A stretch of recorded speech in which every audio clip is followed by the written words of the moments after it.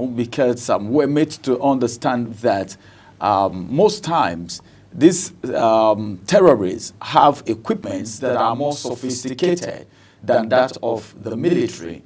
Now, getting this equipment, is that what we need, or there is room for some intelligent informations? Like you said, these people are not far-fetched from some persons who are also members of the same community where these things are happening. So looking at special intelligence reports and getting this equipment, what do you think we need right now? Because the equipment we are talking about right now, it's even 2025. Well, what we need is 5 things. One, we need to make huge investment in technology in order to use the drones in gathering, monitoring, tracking, and even attacking or kind of attacking the criminals. We can use it to generate, we need to do huge investment. That is one. Secondly, we need to have massive recruitments because we are understaffed. And we need to have an improved, we need to have increase in the number of personnel that we have in the country, whereby they can reach out to those areas. I have always advocate that there is need to conduct at least minimum of recruitment of 100 youths between the age of 17, 20, 22, and 25 of age per polling unit. If you have 10 polling units per in political ward, you will have 1,000. If you have 10 political ward in a local government, you will have 10,000. So let's try this in at least 500 local government out of 773 local government that we have in the country, so that we can be able to distribute them accordingly based on the need. And let them be operating and be posted to the respective locations where they came, so they can support the old hands that have been operating there. And then number 3, yes, of course, we need the jets. These fighter jets are needed, but we need to do kind of have a lot of new technological innovations into it, whereby the jets can be able to fight the guys, because some of them are suspected to have to be in possession of AA, that is anti-aircraft. And if we have this, then there is need for us to be more tactical and more strategic and more sensitive in what we are doing. And finally, we need to hold some people responsible.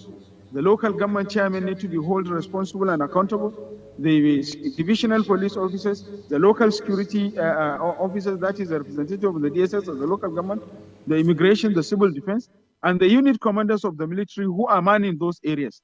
Because until and unless we are ready to hold some people accountable, that is when we can be able to have a way forward. Otherwise, we'll continue to beat around the bush.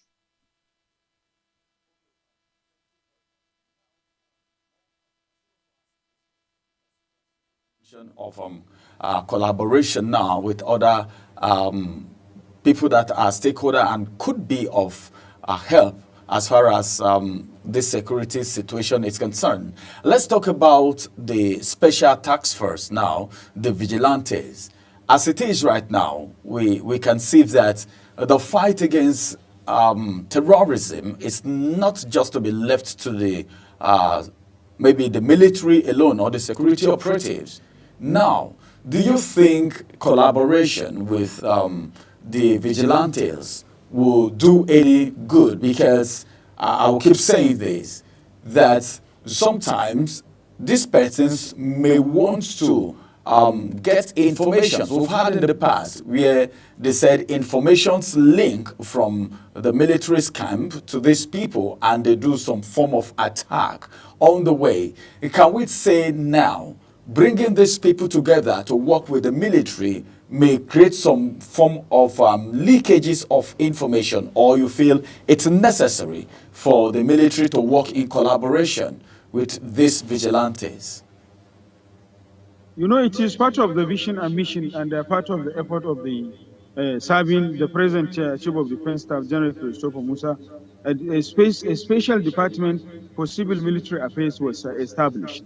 And one of the purpose of those objective of establishing that unit or that department at the defense headquarters was to have is to have a kind of improved synergy partnership, collaboration, and kind of synchronized operations with formal and non-formal security formations. I know that the Vigilante Group of Nigeria have the presence in all the political world and all the polling units in Nigeria. And the problem is that their capacity need to be built in terms of intelligence, in terms of armament, in terms of operations, in terms of psychology, in terms of psychomotic, and how they should be able to kind of provide related, irrelevant information. Like I mentioned, we are understaffed. We need 100 and we have only 3, or rather at maximum we have 7 out of the 100. So which means we need 93 more to be to fill in the gap. So if we cannot have that, then there is issue. So the issue of partnership and collaboration with the Vigilante Group and other non-formal structures, Hunters Association, Forest Marshal, and the rest of any other available structure that we have, civil structure, is very, very important and very necessary. And it's time. I need to ask you this, Yahuza, because obviously my colleague Ramsey actually was talking about the compromise of Intel, where you eventually now realize that the military has a strategy in place to, as it were, round up some of these criminal elements. And the next thing you know is they turn out to be the ones ambushing troops. Let's talk about fifth columnists, whether it's in the Army, in the Navy, or the Air Force, or what have you. How much does that also impact when you have people who are working contrary to the strategies put together or put in place by the military? You know, it is very easy. What we need is to start responding. When I say responding in terms of prosecution, those unscrupulous elements need to be tactically harnessed, need to be tactically mobilized, need to be tactically identified.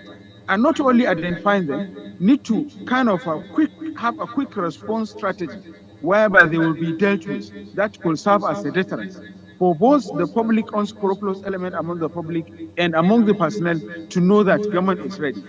And some people, some kind of authorities need to be checked by holding and providing a true strategy of reward and punishment. If we could have been doing so, we could have been far away from where we are. I am telling you, and I'm telling the public, and I'm telling everybody, that I am confident that Nigeria have the capacity, Nigeria have the ability, Nigeria have the personnel in the military and other security personnel that are so agile, so patriotic, so optimistic, and they have the capacity that they can manage this situation within 60 days, or at least kind of squash it or crash it down by 65 to 70% within 60 to 90 days. But do we have enabling environment? Do we really have the personnel? Do we have the equipment? How much have we invested in technology? We need to do a lot of investment in technology, and we need to also fish out some of those scrupulous elements among the traditional, religious, among the security personnel, formal and non-formal structure of the security personnel, and deal with them decisively and accordingly. A time has come whereby we have to be ready, and we need to sit to our responsibility. I am saying and I am repeating, none of these guys who are committing these atrocities that are non-indigenous of Zamfara or Katsina or Kaduna or Niger or Kebbi or Sokoto and the rest, they are all indigenous and they are all known. The community members know them. They are not coming through the air. They are not coming through the basement of the ground, or rather whatever you may call it. They are not coming from any hideout. If somebody is trying to tell me that we have anything hideout in northern Nigeria, I used to laugh. Yes, of course. Even if we have the hideout, where is it? How many forests do we have that we cannot be able? We don't have the capacity in terms of by our personnel that they can go and conduct operations, cordon operations, and do whatever and deal with it decisively. I told you, and I say it, and I'll repeat it.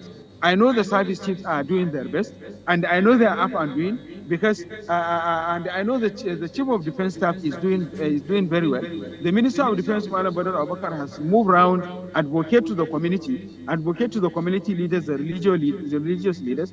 Minister Bello Mutole have relocated to Sokoto and also keep moving between one community and another, mobilizing the community to provide information. So if communities are not cooperating and they are not providing the right information, and they don't have the confidence and trust on the personnel, and then you don't have adequate personnel to do the needful, then we will be just more moving around the cycle, and then we will never get rid of it. But I believe that with the capacity and the determination and the political will that we have available, and the messages and the level of mobilization, the level of commitment and the capacity of the personnel that we have, and the improved synergy in terms of working relationship between the military and other security operatives, I believe sincerely that within 60 to 90 days, we can be able to crack down these guys. How many are they? They are not up to 3,000 in number, all of them. They are not spread in all the wards, all the political wards, all the polling units, all the local government, and so on and so forth. So why can't we target them? We know where they are. We know where they are sleeping. And all the community members know who they are. Why can't the community members, the community leaders be held accountable for providing information, or else they will be prosecuted? Until and unless we are ready to hold people accountable, until and unless we are ready to hold those we have given responsibility accountable for A, B, C, D, E, F, G that has been happening, that is when we can be able to manage this situation. Until and unless government and the security operatives on ground are ready to partner with people like me and others who are working hard, who are contributing voluntarily, who are working for the country, who are working patriotically, we can, because I have so many information that military doesn't have. I can mobilize, generate information that the DSS cannot access it. So why can't we partner? Why can't we work together? Why can't we improve the relationship between myself and my company and other companies and other individuals who are committing, who have committed themselves, and I who need to have ask you demonstrated ability and capability. Just for perspective, I know Ramsey has a question or two to throw in real quick, but he asked you, I mean, my colleague a while ago, he was talking about, of course, he made a reference to the fighter jets that Nigeria is expecting next year. Now we're hearing this purchase is going to be made from Italy. All right. Ordinarily, before now, we know when this sort of exchange, so to speak, is going to happen, it will usually take place between Nigeria and the United States, especially when we talk about Tucano jets and what have you. But now we are turning all the way from the US to Italy. Is it possible you have some insights into the reason for this sort of developments? Well, it may be difficult because that is something to do with development objective, or what I will call the memorandum of understanding. Probably there are some gray areas which both the two countries are trying to work on, based on diplomatic understanding, and then some other conceptual issues that I cannot discuss on air. But I believe that since a statement has been made, there is that indicates some level of commitment. And even without those fighter jets, we can still invest into technology based on the cybersecurity and experts that we have, and based on the other intelligence machineries that we have, and based on the local intelligence gathering machineries, using the available. You know, you have to use the available when the desirable is not available. And I believe so much that we have available resources, and if we can utilize it well, and if we can manage what we have in terms of the capacity, the ability, the personnel, and so on and so forth, we can be able to manage this situation even without waiting for those fighter jets that are coming next year. Oh, okay, thank you very much, Mr. Yahuza. Let me ask you this question now, because you made mention of the fact that these people are part of the community, and of course collaborating with some community leaders may at least bring up the solution of how these people can be captured. Let's look at it from this perspective. Do you believe in the school of thought that calling these people for dialogue, talking with them, like some persons have actually suggested in the past, will have any good way forward? Because these terrorists have done a lot of damage to the country. But now some persons are saying, well, let's come to the round table, let's talk, what do you want us to do? Is that the best way to go? If not, then what do you think is the most necessary thing to do? I never believe in dialogue. I never believe in dialoguing with criminals, and I will never support dialogue, because I know who they are, I know where they are, and I believe that the community know who they are, know where they are, and the security agencies and the government itself know who they are, and they are too minute for government to start kind of dialoguing with them, because conducting dialogue with them will initiate a more dangerous, will be more havoc, more dangerous, will create a serious chaos, and that will give another preference for other criminal thoughts, other school of thought of another criminality. Before we have only Boko Haram. Now we have the buzz of ISWAP. We have the buzz of banditry and kidnapping. We have the buzz of Fulani militia. We have the buzz of all others. So I don't believe that in dialogue will only create and initiate a new school of thought that will be very dangerous and more create more series of criminalities in the later future and very near future for Nigeria. I don't believe in dialogue, and I don't think it's the alternative. And Nigeria will be the biggest mistake Nigerian government under President Bola Ahmed Tinubu and the rest will do in tackling this issue to introduce the issue of dialogue. I don't believe in that. Okay, let me just say this now because we'll soon be rounding up. But then let me say this. For the fact that you have said some presence in the community, especially the community leaders, know who these people are. Don't you think, since it's a collective effort and the country is ours, belongs to everybody, don't you think they should go and meet with the authorities and give vital information that will lead to the arrest of these terrorists? Why are they not doing that? Is there anything they want the government to do, especially before they give necessary information that will lead to the eradication of these terrorists? Well, there are several reasons for that. One is a loss of confidence and trust by the public on the security, on the serving security in the respective areas. Two, there is outline corruption that has eaten us deeply and is eating us deeply. We are diving into its river, which we need to work hard, because the stop and search points that you have in almost all parts of the country, especially in the areas where we are having this criminality, is really those who are checkpoints are compromising. They are collecting tokens. They don't really conduct a real search, and probably there is inadequacy of the manpower to conduct a more closer supervision and monitoring and so on and so forth. So, and then number four, the subject of lack of inadequate personnel. And then number five, there is issue of some unscrupulous element among the security personnel who have been exposing the whistleblowers, those who have been providing information about the tactical activities, the movements, and other things, the relationship between some other unscrupulous elements, members of the public, whereby if you report, in most cases, when you provide report to the security agencies, at the end of it, some unscrupulous element will relay the information to the security, to the criminals at the forest, and tell them that Mr. A, Mr. B from so-so house, from so-so town, from so-so village is the one who will relate this information at so-so hours and so-so time. So the person will be attacked, and not only the person, his entire village or entire communities around, and so on and so forth.